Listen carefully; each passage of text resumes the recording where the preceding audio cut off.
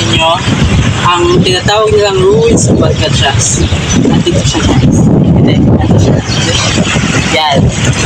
Ang ruins of Alcatraz ay perfect na perfect ito sa mga mahilig magdala, mag-tiktok, gumawa ng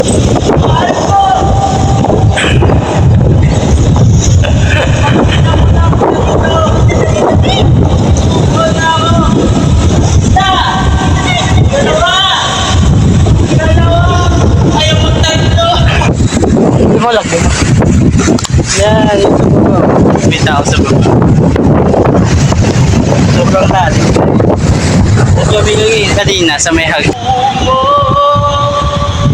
Dadalhin lang pala ang hangin ang pangarap ko.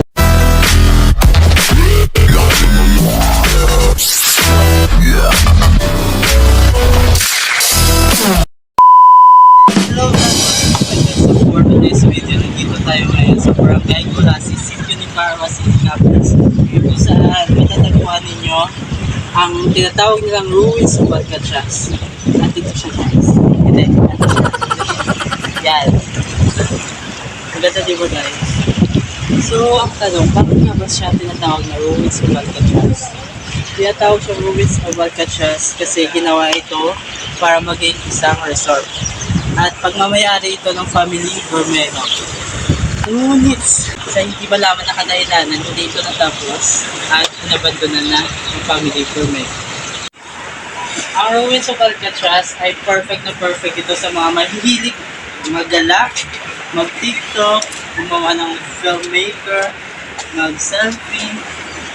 Pwede din dito mag-picnic guys kasi libre lang yung entrance. So guys, makikita nyo dito yung ganda ng yung mga dagat. At nakatayo siya guys sa tuktok ng burol. Yun. Guys, papakita namin mamaya ang iba pa naganapan dito. Bye!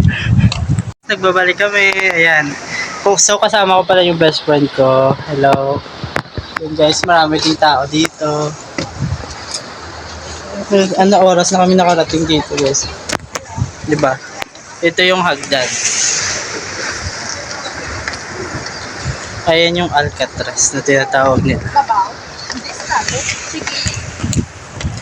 Ang ganda dito mag photoshoot, mag video. Ayan guys, yung dagat. Sige, tatalon tayo dyan. Tun, hawakan mo Tun. Tatalon tayo. Tingnan niyo po siya kung paano siya madosmo. Madosmo. Mag-iingat-ingat lang kayo dito sa pagpunta guys. Kasi mabato-bato siya. Kung bibilangin natin yung bato, siguro pakamatay na lang tayo. Charot. So, yung milk tea natin to, buksan mo na. Wow! Maraming makukulit na bata dito, guys. Ito yata yung trabaho nila, yung i-guide ka nila. Kaso, as usual, nagmamagaling kami. Walang nagtuturo sa amin. Nagsasabi lang kami na matagal na kami dito, mas para makapag-video talaga kami ng maayos.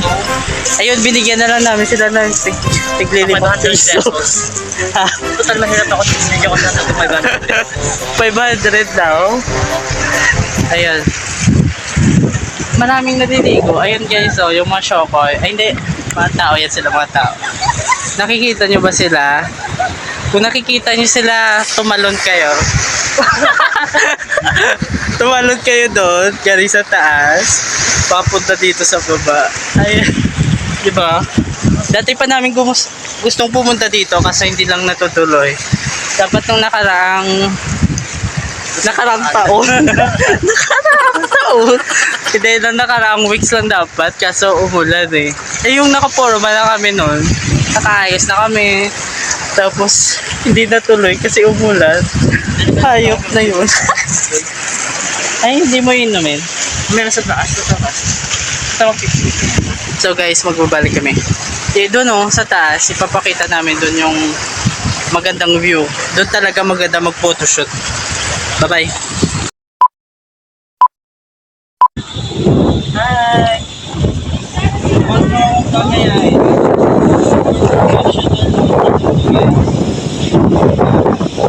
Lahat nakikita ninyo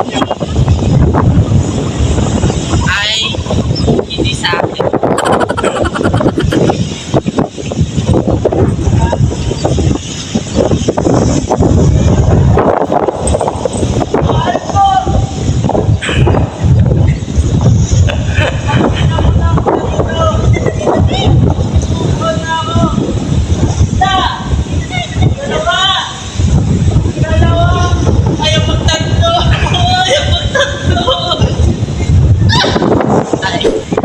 Dito na kami, parang uulan. Tinubad ko lang yung damit ko, guys. Kasi parang uulan. Parang ulan na nga. Wala, mas silungan. Ito yung mahirap dito eh. Ang taas ng hagdan. Ang taas na gano'n, hindi ito ba? Liliit ng hakbang. Nasa bilang ko, mga 100 hakbang. So guys, pag-akit nyo, di ba galing tayo dun sa baba? So ito yung makikita nyo. Yan, yung magandang view. Pwede ka mag-tumbling dito. Oh, tumbling like this, guys. Ayan. Ha?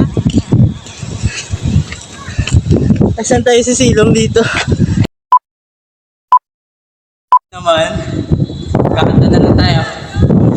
Dadalhin kita sa relasyon, dadalhin hanggang langit ay manibago.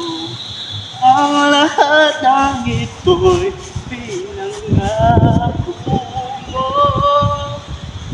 Dadalhin lang pala ng hangin ang pangarap ko. Ay hinihingal na. Diba? Ayan o, magandang view.